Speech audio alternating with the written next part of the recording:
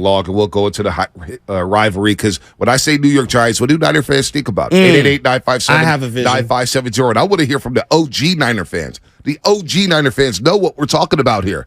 There's a lot of battles in the 80s and 90s between these two teams. You had some game winners that will play. We had some big hits. Montana got knocked out of not one but two playoff games against the New York Giants. Jim Burton and Leonard Marshall in 1990. And Matt was on the call for both of those games.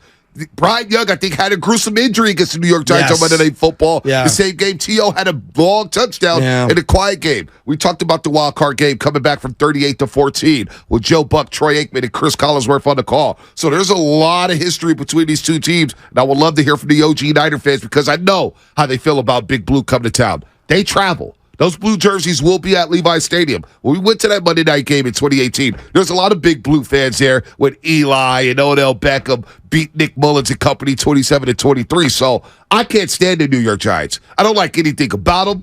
They think they're tough. They think they're New York. You're the third best team in the NFC East.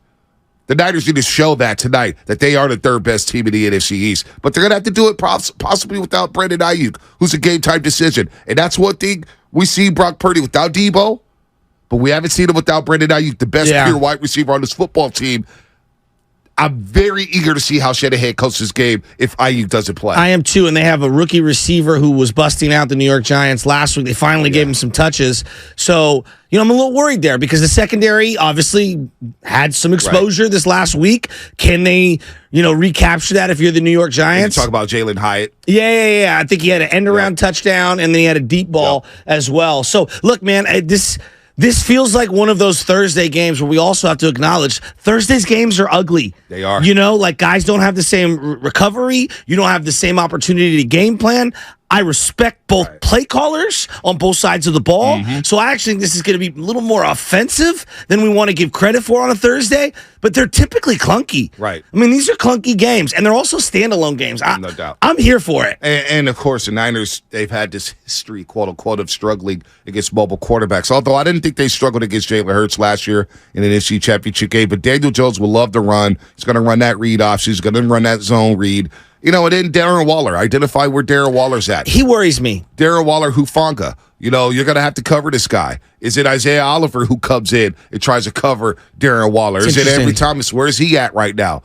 Diablo Lenore, did he pass concussion protocols? Will he be ready to go here? So, look, I don't fear any team. But it is a Thursday night, and you got to account for the sloppiness that comes with a Thursday night football game. Which version of the New York Giants, if we're going decades, do you have the most hatred for? Because I respected the 80s, and I put 1990 into the 80s. I couldn't stand those Kerry College Tiki. So I'm glad you said that. Jeremy Shockey. I loved Amani Toomer because he was local. But he talked a lot of trash. He did talk a lot. Could not stand Barber and Shockey. Kerry Collins, whatever. He to me was whatever. Sean Williams, the safety. Sean Williams wouldn't shut up. Antonio Pierce. Wow, you're going way back. Strahan was a talker, too. He was a talker. O.C. Omenora? The best thing about that wild card game back in the early 2000s shutting him up. was him walking off the field so irate. Because remember when T.O. scored a two-pointer and he put it at the scoreboard like, hey, we're still up. Well, not for long, Michael Strahan. And I couldn't stand Jim Fossil. Oh. I couldn't stand Jim Fossil. You know who's the offensive coordinator on that team? No. Sean Payton. Because he's a Parcells disciple. That doesn't surprise. Wow. I mean, I'm surprised that he was on it, but it doesn't surprise me when you do your little diligence. Really? Yeah, Sean Payton was the offensive coordinator. The other guy that I hated more than any other, and I look at we have Tom Coughlin in the beanie on the sideline with the jacket and the red face against us in Candlestick, and Eli Manning. I swear to God, we should have sacked him 50 times in that game. And he just kept throwing the ball away. He was outstanding in that game. That NFC, I know 1990 has its own baked-in trauma. You're going for a three-peat. Oh, no doubt.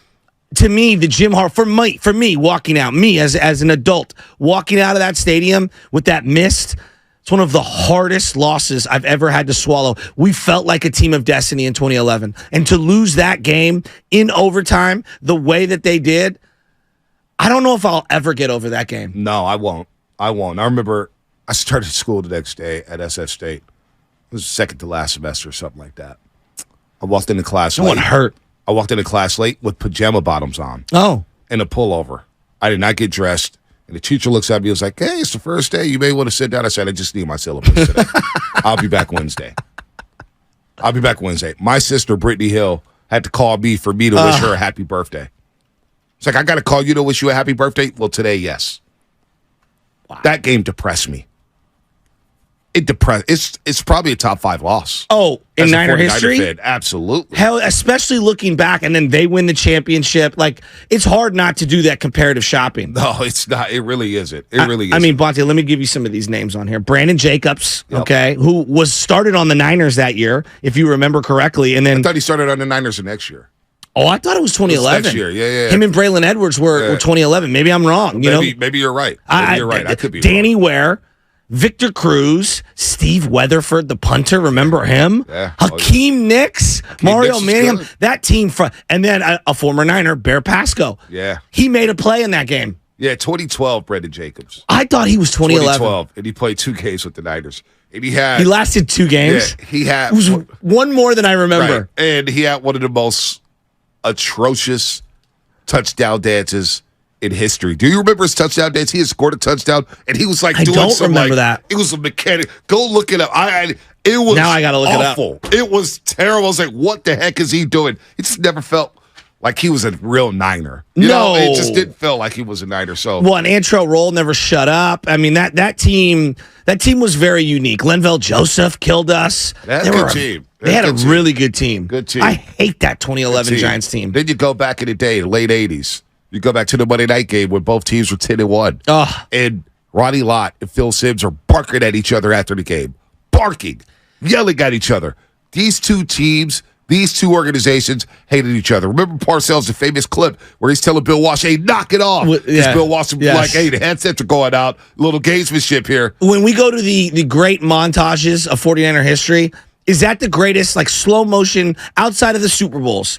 The Joe Montana pass in the fourth quarter to Jerry Rice where the safety and the cornerback collide. Is that I'm giving up too much. You're smiling. Did I ruin something? No, you didn't ruin anything. Keep talking. Is that the singular moment when we think of the Montana Rice connection? Love it. Do we got that on our board yet? Let me know if we got our sound here, because I was that 88? I want to play this. Let me know when you Jerry Rice 75-yard touchdown. Go ahead and play it. With less than a minute, he got pounded all game. Oh, yeah. He was awful. Yeah. He was awful. And Did Steve start that game? Steve may have started that game. That's great knowledge. And you know what's crazy? Is 2 plays before that. If you go back to the call, is Pat Summerall, Vern Lundquist. Vern Lundquist is doing play-by-play that game. Sir. Yeah, he was doing play-by-play. A very young Vern. Rice had dropped the pass 2 plays before that. And Matt was talking. He goes, in the coaches' meeting, we met with the players before the game. Jerry Rice said, I've never played well in New York City. I'm going to have a big-time game. Well, you know what? He's not having a big-time game. He looked lost, but then this happened. Montana, Rice, he's open. No flags are down. Touchdown. That's it. Oh, you got to play the whole thing, Lubman. Get the whole work. We'll work on that during the break because not Montana's. John Madden's commentary at the end of the play is iconic. It's legendary. We need the whole clip, not the 4 seconds. We need the whole damn clip.